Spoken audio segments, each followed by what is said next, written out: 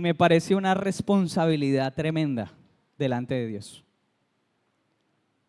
Así que procuro con diligencia ser fiel a la palabra de Dios, porque de esa manera se debe hacer.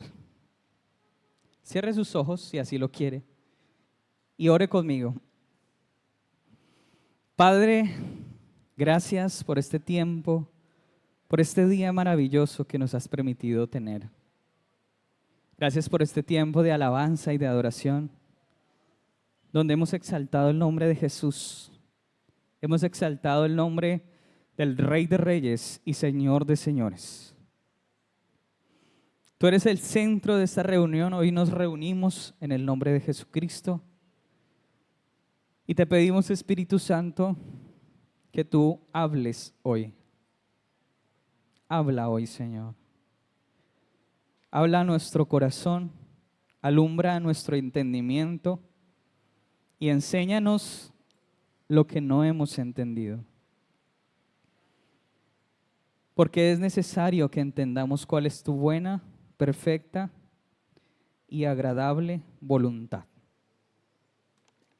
Hoy oramos en el nombre de Jesús. Amén y amén. Bueno, iglesia, resulta que Dios hace rato me viene hablando sobre un tema muy importante. Y por eso le digo que debe prestar atención, porque si no se va a perder. La historia que voy a hablar hoy es una historia bíblica, por supuesto. Y Dios me daba este título. ¿Cómo es? De lo de llevar a la mesa del rey. Y muchos dirán, bueno, no entiendo, pastor. Tranquilo, ya va a entender. Algunos conocen la historia, ¿cierto que sí? Por el mero nombre ya la deben conocer algunos. Y los que no, hoy vamos a aprender. ¿A cuánto les gusta aprender? La Biblia no es aburrida. Yo le digo eso a los jóvenes. Yo soy joven, ¿no? La Biblia no es aburrida. La Biblia es maravillosa. La Biblia es la palabra de Dios. ¿Cuánto lo creen? Entonces, de lo de llevar a la mesa del rey, escuche la historia de Mefiboset y el evangelio de la gracia inmerecida. De eso vamos a hablar hoy. Y nos vamos a ubicar rápidamente en el segundo libro de Samuel, capítulo 9, versículo 1. Segunda de Samuel, capítulo 9, versículo 1. Ahí con su palabra, atento a la historia. Y dice lo siguiente la palabra de Dios. El título dice, la bondad de David hacia Mefiboset. Dijo David, ¿qué dijo? ¿Ha quedado alguno de la casa de Saúl a quien haga yo misericordia por amor de Jonatán? Yo quiero que usted imagine esta escena. La escena de un rey victorioso. La escena de un rey que ha ganado todas sus guerras. Instalado en su palacio en Jerusalén. ¿Sabe qué significa Jerusalén? ¿Ciudad de qué? De paz. Ciudad de paz. Su reino está consolidado. Sus enemigos han sido derrotados. Y este rey podría simplemente dedicarse a gobernar desde su palacio. Pero ese rey, en la plenitud, escuche, de su poder, hace una pregunta. Y es una pregunta muy interesante. Y acuérdese del título del mensaje para que vaya atando los cabos. Y dice, ¿ha quedado alguno de la casa de Saúl a quien haga yo misericordia por amor a Jonatán? Y esta no es una pregunta de estrategia política. Esta no es una pregunta fingida. Diga conmigo, es una pregunta de gracia. Es una pregunta de gracia. El rey David no está buscando a alguien que merezca su misericordia, ¿o sí? Ahí no dice eso. El rey David está buscando a alguien a quien pueda mostrarle ¿qué? Misericordia de Dios. ¿Sabe? Esta pregunta me lleva a pensar en el Evangelio. Me lleva a pensar directamente en el corazón del Evangelio. Me lleva a mirar el carácter de Dios y hacerme la pregunta: ¿quién es este Rey celestial que toma la iniciativa de buscar al desamparado? Y vayamos haciendo el paralelo entre la historia y el Evangelio. La historia de Mefiboset, antes de arrancar, yo quiero explicarle algo. La historia de Mefiboset no se trata principalmente de Mefiboset. Y quiero hacer esta distinción antes de arrancar. La historia que hoy vamos a leer se trata de la fidelidad, de la gracia y de la misericordia del Dios que nos rescató. De eso vamos a hablar hoy. Y eso es lo que vamos a exaltar de esta historia. A medida que vayamos avanzando, nos vamos a dar cuenta que esta historia no exalta a ese hombre que tanto sufrió, que ya vamos a ver, sino que magnifica la soberanía y la misericordia del Dios que nos ha rescatado. Yo dividí esta enseñanza en 5 partes. Póngame atención. La primera parte le vamos a llamar el pacto que precedió nuestra existencia. ¿Cómo es? El pacto que precedió nuestra existencia. Y vamos a entender lo que pasó, ¿sí? Y para poder entender esto, necesitamos volver unos años ¿a dónde? Atrás. Y conocer 2 amigos.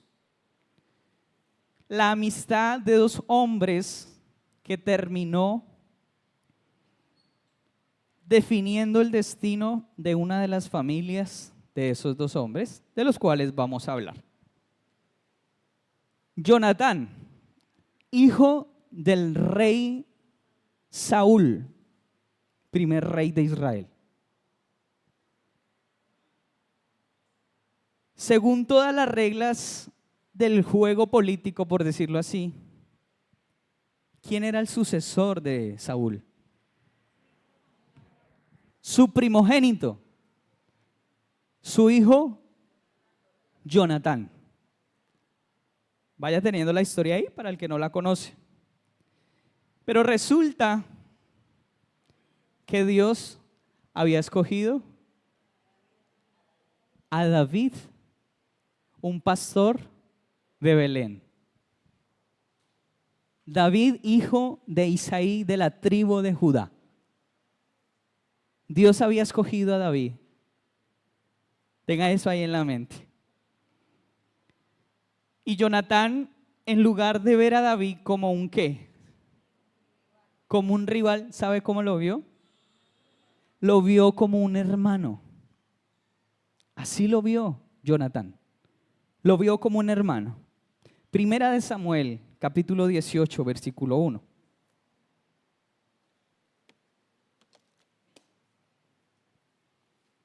Primera de Samuel, vámonos atrás. Capítulo 18, versículo 1. ¿Sabe cuál es el contexto de esta historia? David viene de derrotar a Goliat y viene con la cabeza del gigante. ¿A dónde? ¿A la presencia de quién? Del rey Saúl. Leamos el contexto. 17:57.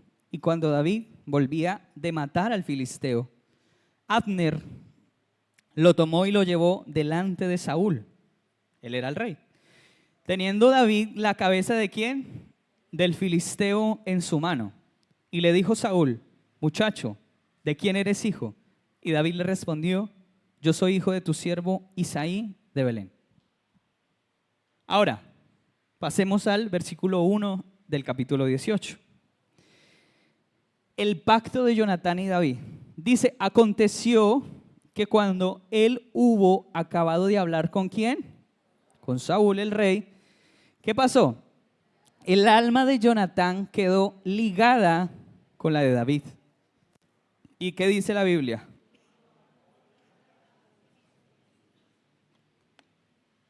Y lo amó Jonatán como así mismo. Y Jonatán hizo algo impresionante. Esto no era una amistad emocional. ¿Sabe qué hizo Jonatán? Acuérdese que Jonatán era el hijo de ¿quién? Del rey de Israel. Y tenía el derecho ¿al qué? Al trono de Israel. Versículo 4. ¿Qué hizo Jonatán? Dice la Biblia, todos ahí conmigo, concentrados. Y Jonatán, ¿qué hizo? Se quitó el manto que llevaba y se lo dio a David. Y otras ropas suyas, hasta su espada, su arco y su talabarte. El talabarte es ese cinturón donde guarda ¿qué? Su espada. ¿Qué hizo Jonatán? ¿Sabe qué hizo o qué le dijo a David en ese momento? ¿Qué le dijo? Tú eres el rey. Y se despojó de todo lo que tenía. Y le cedió el trono a David. Yo renuncio a mi derecho a la corona por amor a ti. Básicamente eso fue lo que Jonatán le dijo a David. Pero la historia no terminó ahí. La historia siguió avanzando. ¿Y sabe qué pasó? Saúl tuvo ¿qué? Celos de David. ¿Y qué hizo el rey Saúl? Persiguió a David. Quería matar a David. Y David fue fugitivo del rey Saúl. Para los que conocen la historia. Y eso fue lo que pasó. Pero resulta que en esos años donde David estaba huyendo del rey, de cierta manera, porque tuvo muchas ocasiones para acabar con Saúl, pero no lo hizo, porque el corazón de David era diferente. Era un corazón conforme al de Dios. Dice, y en medio de esa persecución, Jonatán buscó a David y le hizo una promesa que cambiaría muchas cosas. Acompáñeme, Primera de Samuel, capítulo 20. Vamos a avanzar 2 hojitas nomás. Versículo 14 y 15.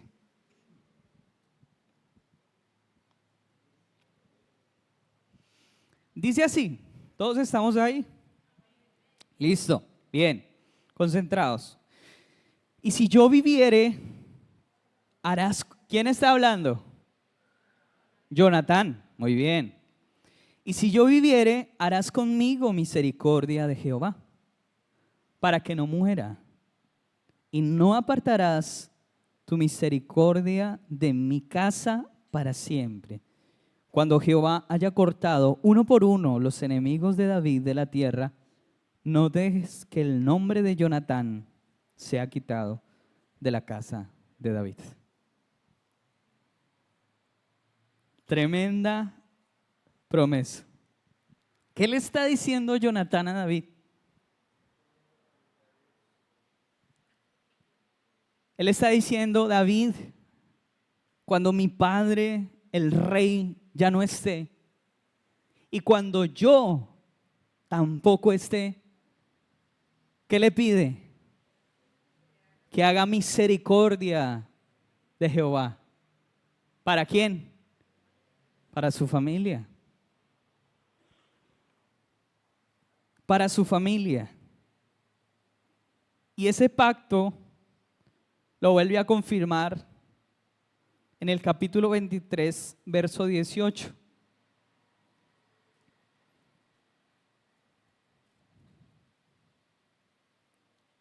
Dice, y ambos hicieron pacto delante de ¿quién?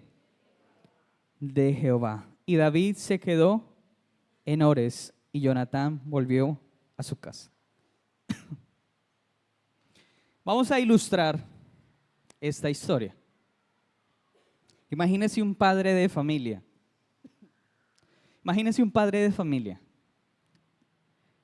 Este padre de familia trabaja toda su vida para dejarle algo a sus hijos y contrata una póliza de vida, un seguro de vida.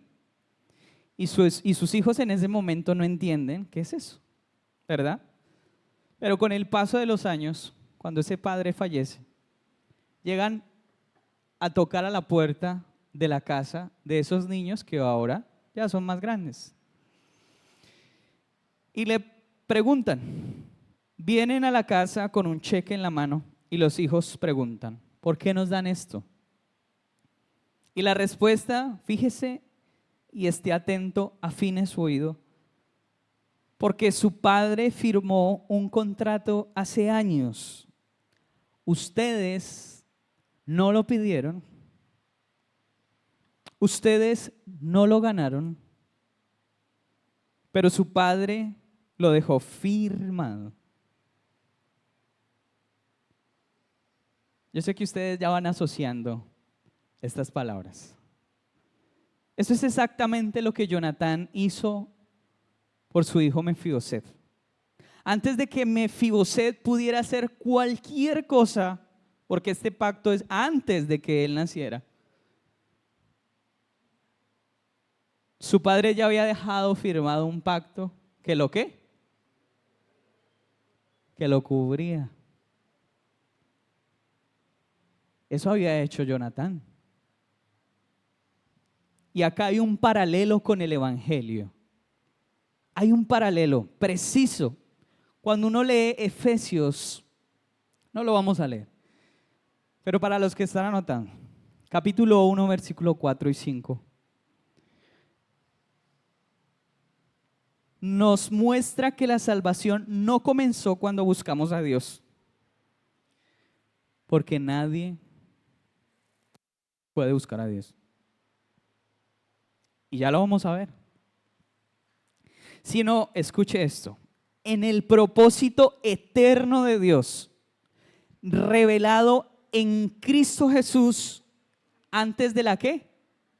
De la fundación del mundo. Dios determinó salvar a su pueblo. ¿Por medio de quién? Por medio de su Hijo. Un plan eterno. Antes de la fundación del mundo, antes que usted y yo pudiéramos haber hecho algo, Dios tenía un plan revelado en Cristo Jesús. ¿Sabe qué significa esto? Esto elimina por completo cualquier mérito humano en la salvación. Porque el plan estaba antes de la ¿qué? De la fundación del mundo. ¿Usted sabía eso?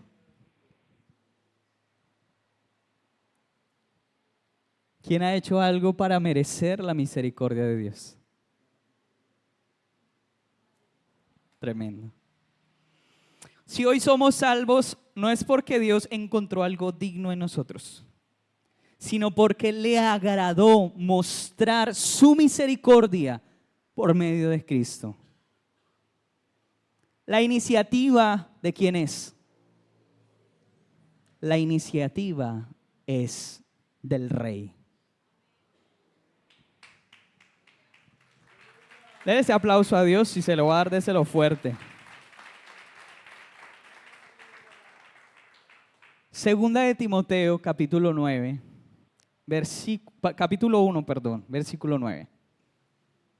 ¿Qué dice? Lo dice la Escritura. Leámoslos en la Nueva Traducción Viviente. Dice, pues Dios nos salvó y nos llamó para vivir una vida santa. No lo hizo ¿por qué? No lo hizo porque nosotros lo mereciéramos, sino porque era su plan. Escuche, ¿era su qué? Su plan desde antes del comienzo del tiempo. ¿Para qué? Para mostrar, mira, para mostrar su gracia por medio de Jesucristo. Qué historia tan hermosa. Entonces, volviendo al relato, antes de que Mefiboset supiera que había un pacto, ese pacto ya estaba vigente. De manera semejante, antes que nosotros pudiéramos buscar a Dios, Dios ya había determinado salvarnos. Porque ese plan es antes de la fundación del mundo. Vamos al segundo punto. Y escúchelo bien. La caída del palacio al Lodebar. Y me va a entender qué es Lodebar a medida que vayamos avanzando. Resulta que llegó un día muy difícil para la casa o la dinastía del rey Saúl. Llegó un día muy difícil y fue la batalla de Jezreel. ¿Sabe qué pasó en esa batalla? Cayó en combate el rey Saúl y el príncipe de Israel, Jonatán. Cayeron ante los filisteos, fueron derrotados. Y de inmediatamente viajó la noticia. ¿A dónde? ¿A dónde? Al palacio. A Jerusalén. ¿Y quién estaba en Jerusalén?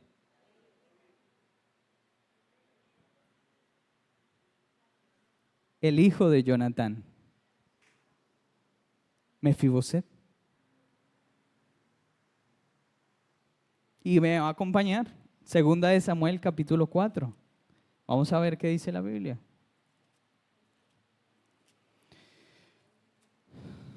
Capítulo 4, versículo 4. ¿Ya estamos ahí? Voy a tomar agüita.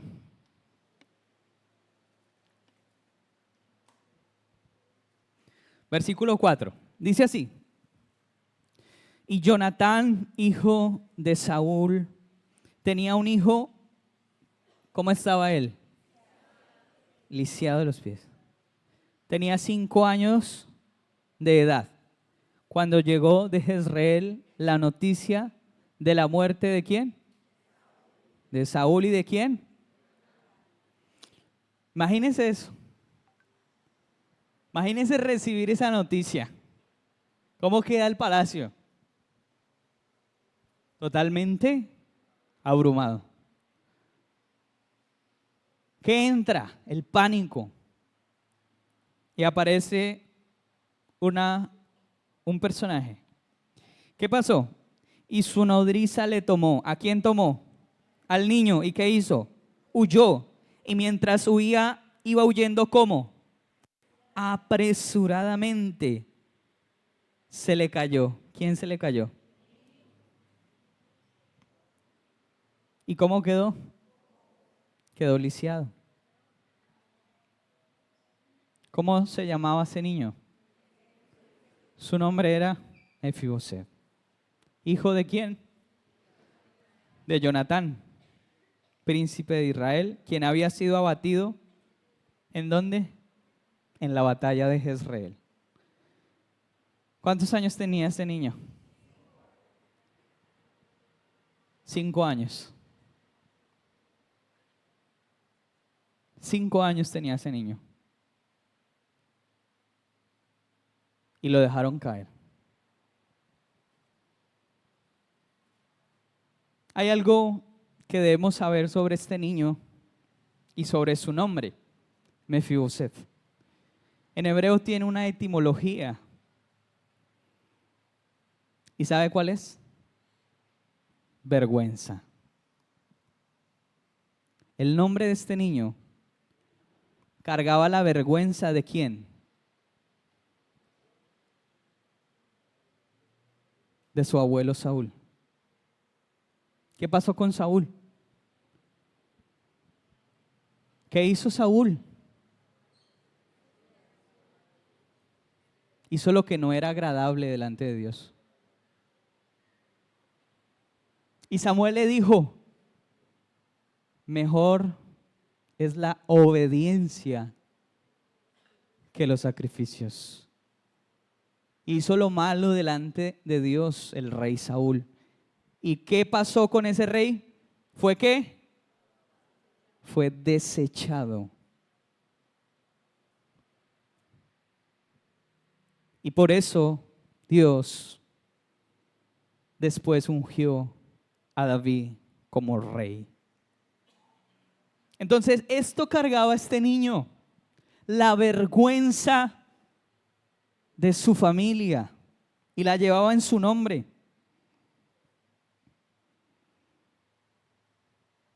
Ahora, este niño terminó viviendo en un lugar llamado Lodebar. ¿Y qué significa Lodebar? Estevitan.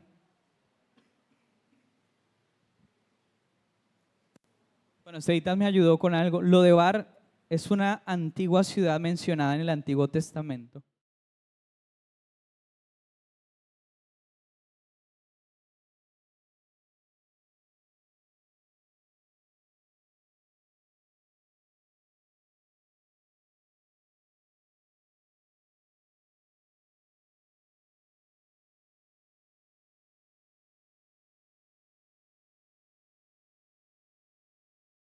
Jerusalén.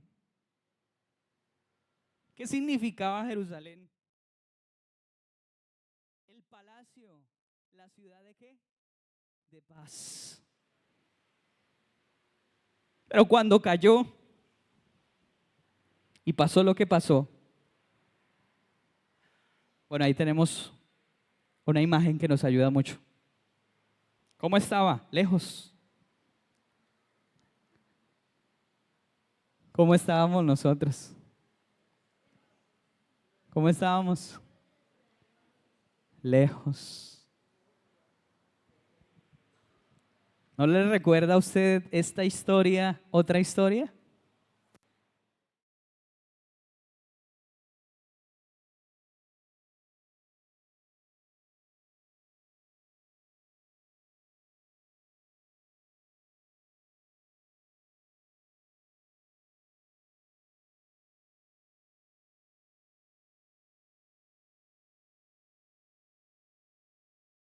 ¿Por causa de qué? El pecado.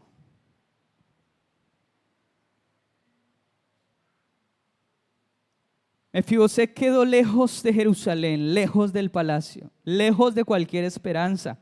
Un lugar donde nadie iba a ir a buscarlo. Eso era lo que él pensaba.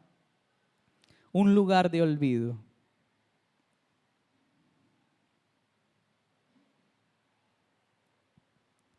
Es una herencia, parece, ¿no?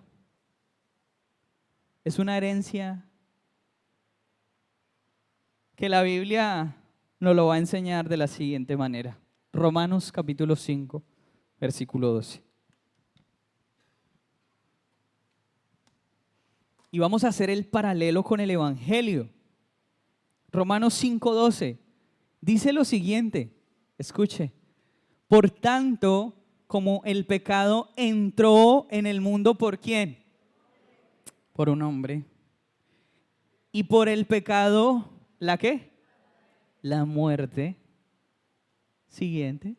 Así la muerte pasó ¿a quiénes? A todos los hombres, por cuanto todos. Esa es la caída del ser humano. ¿Por causa de quién? De un hombre. Entró el pecado y la ¿qué? Y la muerte. Romanos nos confronta con una realidad. Por un solo hombre entró el pecado al mundo ¿Y su consecuencia cuál fue? La muerte. Heredamos esa condición y nacimos, vamos a decirlo porque estamos hablando de una historia paralela. ¿En dónde nacimos? ¿En el palacio? ¿En dónde nacimos? En Lodebar.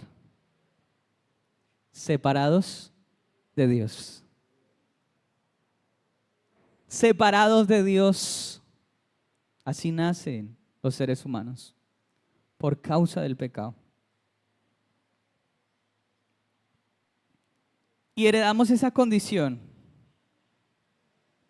¿Y sabe cómo llegamos a este mundo? Con los pies quebrantados, totalmente incapacitados para acercarnos a Dios por nuestros propios medios. Así llegamos.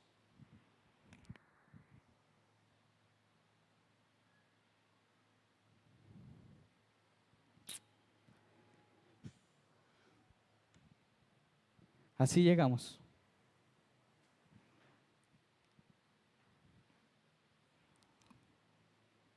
Incapaces. ¿Qué podía hacer el hombre para acercarse a Dios? No podía hacer nada. ¿Podía Mefiboset por sí solo llegar al palacio? Asimismo, usted y yo tampoco podíamos volver a la presencia de Dios por nuestros propios méritos. Así llegamos a este mundo. Para que usted vea el glorioso evangelio de Jesucristo, necesitamos entender esta palabra. Por causa de un hombre entró el pecado y la muerte al mundo, y el ser humano heredó esa condición pecaminosa que nos separa de Dios. La Biblia dice, por cuanto todos pecaron, están destituidos de la gloria de Dios. Estamos destituidos de la gloria de Dios. Estábamos, digo más bien. Y esto es maravilloso. ¿Y el pecado? ¿Qué trajo el pecado? ¿Qué trajo el pecado? Cuando Adán pecó, ¿qué trajo? Muerte, maldición para esta tierra, dolor, vergüenza. Y eso me recuerda mucho cómo me sentía antes de conocer a Cristo. Tal vez usted cargando con la vergüenza de su pecado. Tal vez usted cargando con ese dolor de esa familia que usted no pidió. Pero vamos a ver la misericordia del Rey, que nos ha librado de todas esas cosas, que para el hombre era imposible salvarse. Tercer punto, la búsqueda. Tercer punto, la búsqueda. ¿Ha quedado alguno? Devolvámonos a segunda de Samuel capítulo 9, versículo 1. ¿Ha quedado alguno? Dice el rey. ¿Sabe? Pasaron los años. David consolidó su reinado. Venció a todos sus enemigos. Era el monarca más poderoso de la región de Oriente Antiguo. Todo marchaba bien. Y nadie, absolutamente nadie, estaba pensando en quién. En Mefiboset. Vea, Mefiboset no fue a buscar al rey. Mefiboset no le envió una carta al rey. No contrató un abogado. No podía hacer nada. Y vamos a entender un poco algo. En el Medio Oriente Antiguo, ¿qué pasaba cuando un rey caía y otro se posesionaba? Muy bien. ¿Qué hacía el nuevo rey? Acababa, exterminaba a toda la dinastía, o sea, la descendencia del rey anterior. Eso era lo que pasaba. ¿Qué sabía Mefiboset? ¿Qué podría pensar Mefiboset? Que en algún momento iba a llegar ese día. Porque él sabía que era enemigo del rey. ¿Por qué? Porque llevaba la vergüenza de lo que había hecho su abuelo. Aquel perseguidor de David. Entonces, Mefiboset sabía perfectamente quién era él, a los ojos del reinado de David, según cómo era en ese tiempo. Pero ¿de quién es la iniciativa? De buscar a quién. Diga conmigo, del rey. La iniciativa es del rey. ¿Ha quedado alguno de la casa de Saúl? Dice el rey. ¿La iniciativa es del hombre o es de Dios? Que eso nos quede en el corazón y quede claro. Que el evangelio no se centra en el hombre. Porque el plan era antes de la fundación del mundo.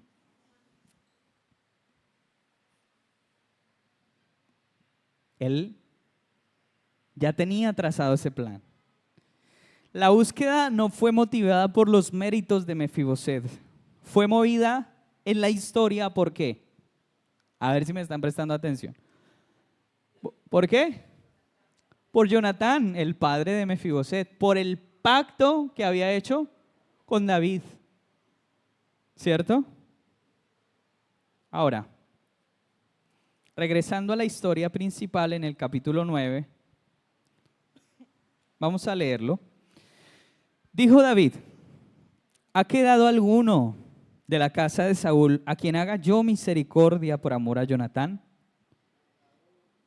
Y había un siervo de la casa de Saúl que se llamaba Siba, al cual llamaron para que viniese a David. Y el rey le dijo, ¿eres tú Siba? Y respondió, tu siervo.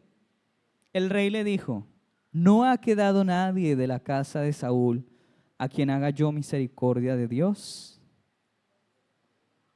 Y Siba respondió al rey, aún ha quedado un hijo de Jonatán, lisiado de los pies.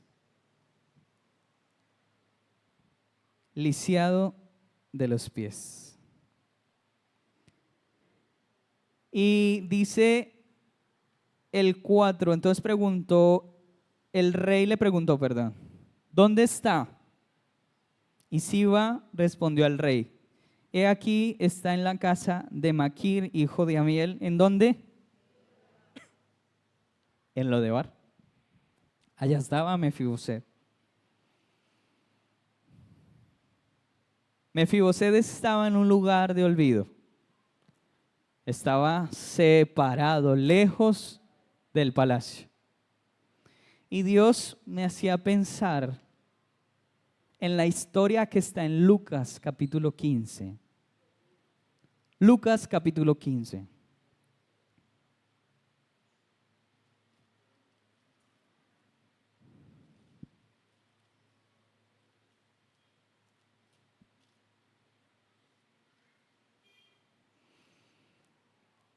Parábola de la oveja perdida.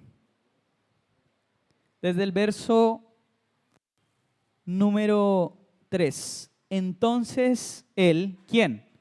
Jesús les refirió esta parábola diciendo, ¿qué hombre de vosotros, teniendo 100 ovejas, si pierde una de ellas, no deja las 99 en el desierto y va tras la que se perdió hasta encontrarla? Y cuando la encuentra, ¿qué hace el pastor? ¿Qué hace? la pone sobre sus hombros, gozoso. Y al llegar a casa, reúne a sus amigos y vecinos diciéndoles, gozaos conmigo, perdón, porque he encontrado ¿a quién? A mi oveja que se ha perdido. ¿Cómo estaba la oveja? Isaías capítulo 53.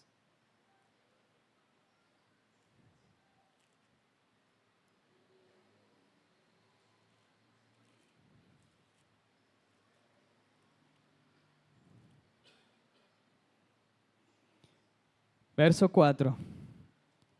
Ciertamente llevó él, hablando de Jesucristo nuestro Señor, nuestras enfermedades y sufrió nuestros dolores.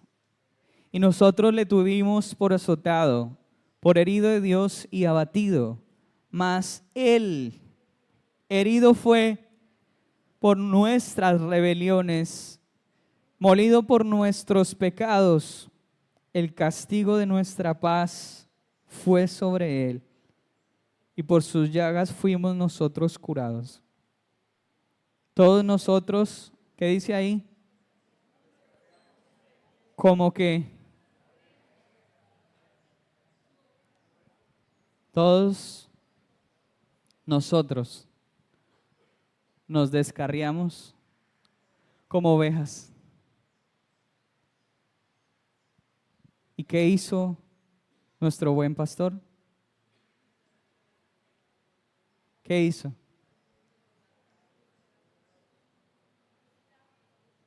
Jesucristo es el único que deja las 99 y va por la que se perdió. Esa ovejita, siendo incapaz de volver al redil por sí misma, el pastor, ¿qué hace? La carga en sus hombros y la lleva de regreso a casa.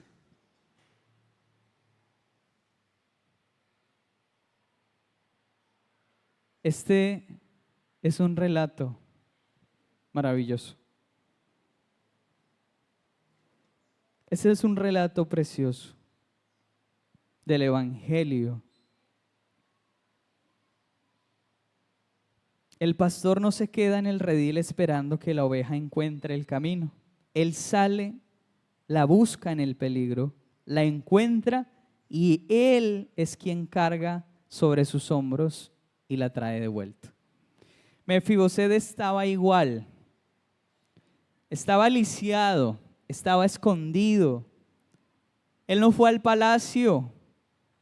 El rey mandó traerlo al palacio.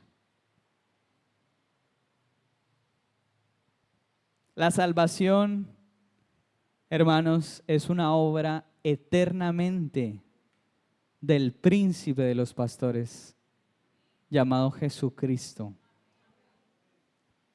Es una obra de Él. No es por nuestro propio mérito, sino que Él dejó las 99. Yo quiero que usted entienda eso.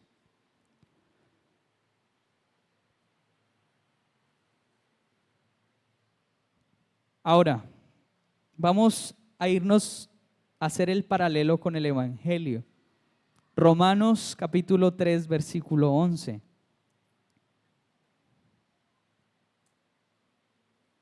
¿Qué dice?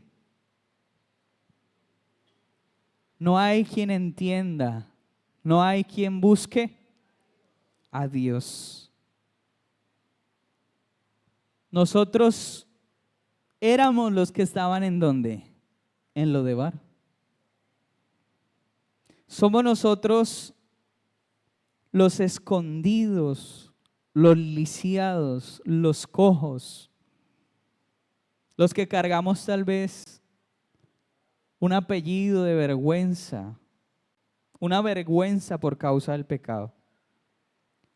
Mas el rey, ¿qué dice? ¿Qué pregunta? ¿Qué le dice a Siba? ¿dónde está? ¿Qué le dice a Adán cuando pecó? ¿Dónde estás tú? Pues allá estábamos nosotros. La búsqueda siempre viene de Él, no de nosotros. Efesios 2:4 dice, pero Dios, que es rico en misericordia, por su gran amor con que nos amó, ¿quién tomó la iniciativa de irnos a buscar? Dios tomó la iniciativa. La iniciativa de la salvación viene de Dios, no viene del ser humano. Y para ir terminando en el punto 4, viene el encuentro. Volvamos a 2 de Samuel, capítulo 9, versículo 8.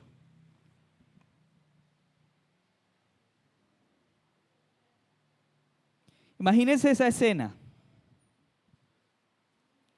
Imagínense los soldados del rey David llegando a Lodebar, a donde estaba Mefiboset. ¿Qué pudo haber pensado Mefiboset en ese momento? Que le había llegado la hora para morir.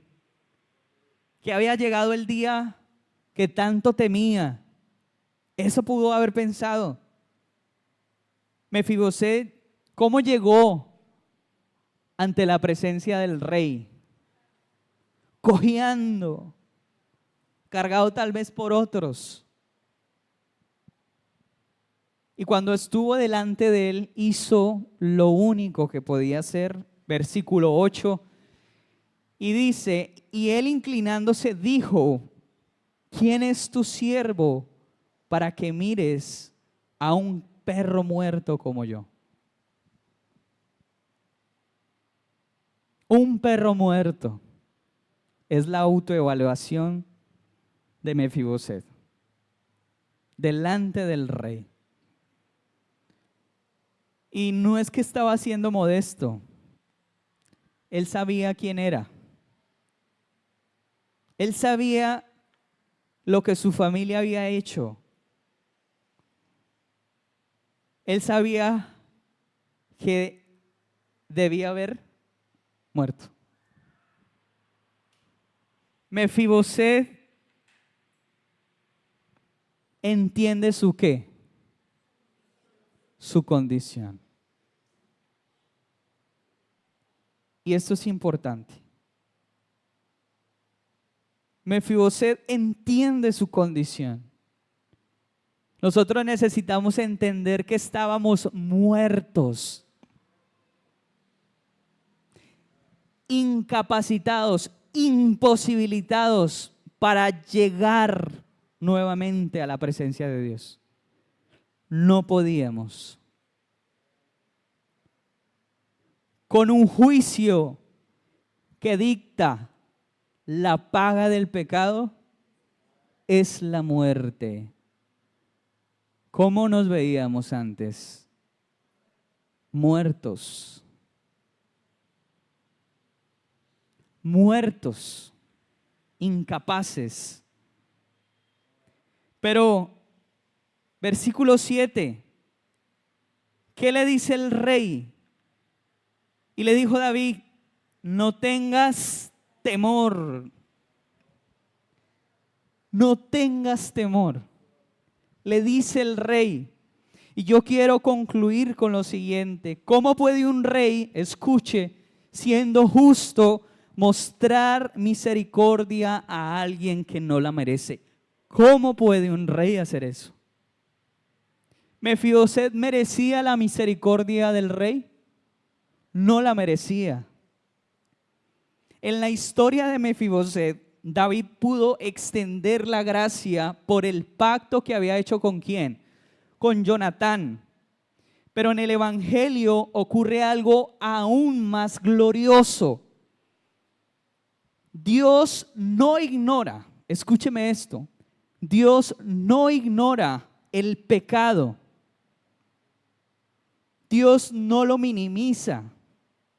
Nuestro pecado merece un juicio, porque Dios es justo y porque Dios es santo. Yo quiero que usted entienda eso. Dios es justo y Dios es santo. Y Él no pasa por desapercibido el pecado de la humanidad. Por eso Jesucristo vino al mundo. En la cruz, escuche esto, llevó sobre sí la condenación que nosotros merecíamos. Y allí la justicia de Dios fue satisfecha y la misericordia de Dios fue manifestada a la humanidad. Por eso Dios le puede decir al pecador arrepentido: no temas. No porque ignoró su pecado, sino porque la gracia de Dios pagó ese pecado. Por eso el rey te puede decir: no temas, porque alguien ya pagó por tu pecado en la cruz. Por eso, y solamente por eso, el Señor dice: no temas, mío eres tú, yo te puse nombre.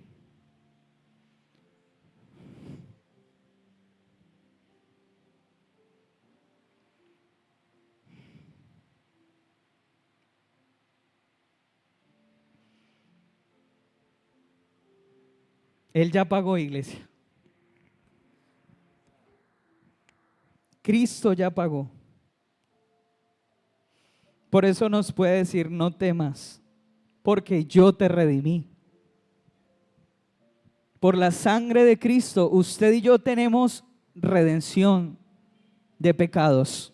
Solamente por la sangre de Cristo.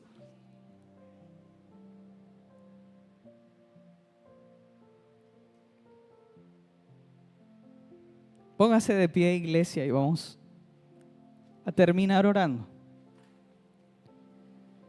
Damos gracias a Dios. Señor, gracias por tu palabra que está bendecida, porque tú eres fiel y misericordioso. Te damos muchas gracias, porque por gracia hemos sido salvados y rescatados. Solamente por la fe en Cristo Jesús hemos sido limpiados, hemos sido justificados, porque Cristo Jesús vino al mundo. Dice la Biblia, se hizo pecado para que nosotros fuésemos justicia delante de Dios. Por nuestras rebeliones fue herido, por nuestros pecados fue molido. Hombre conocedor del mayor dolor. Él cargó con nuestros pecados. El precio de nuestra paz cayó sobre Él. Te damos gracias, Señor, y bendecimos tu nombre.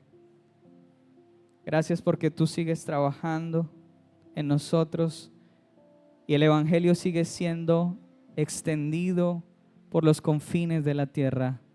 Te damos gracias en tu nombre. Amén y amén.